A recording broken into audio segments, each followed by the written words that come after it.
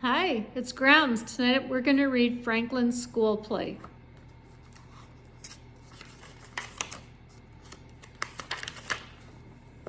Franklin could count forwards and backwards. He could remember his phone number, his address, and the names of 6 different shapes.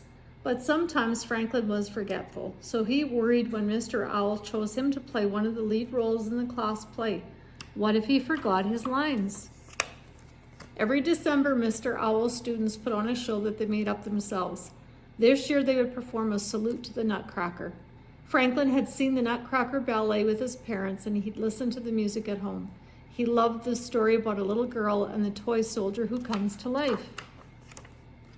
Franklin had a big part to learn. At home, he said his lines over and over again. "I hope I don't forget what to say," he told his parents. They encouraged him. "If you practice, you'll be fine." Franklin wasn't so sure. The week before the show, there was a flurry of activity in the classroom. Everyone had an important job to do.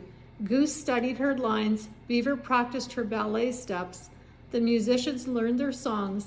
"Lovely, lovely," said Mr. Owl. Raccoon was in charge of building the sets. His team had already cut, glued, painted, and decorated most of the scenery. Now they were busy trimming the tree.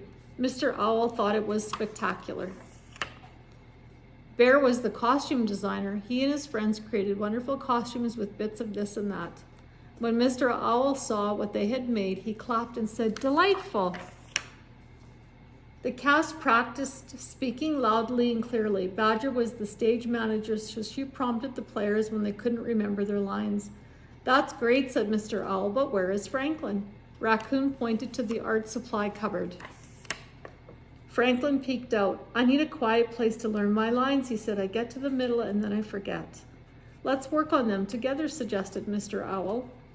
By the end of the day, Franklin could say his lines without missing a word. "Bravo," said Mr. Owl.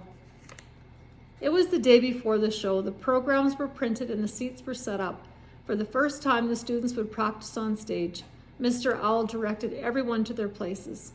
Rabbit thumped his feet in excitement.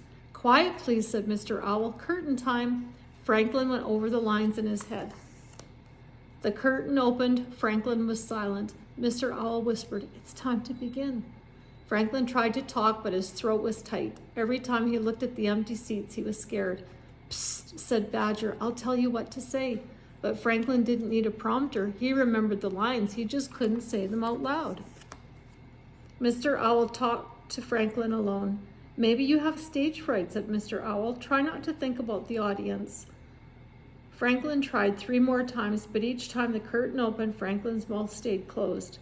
He didn't want to give up, but they were running out of time. So Franklin asked Mr. Owl if he could switch places with Badger. She could play the Nutcracker Prince because she knew all the lines. They started again. Badger couldn't be heard at the back of the room. Mr. Owl nudged Franklin. "Why don't you help her out?" Franklin stood on stage beside Badger. "Try saying your lines like this."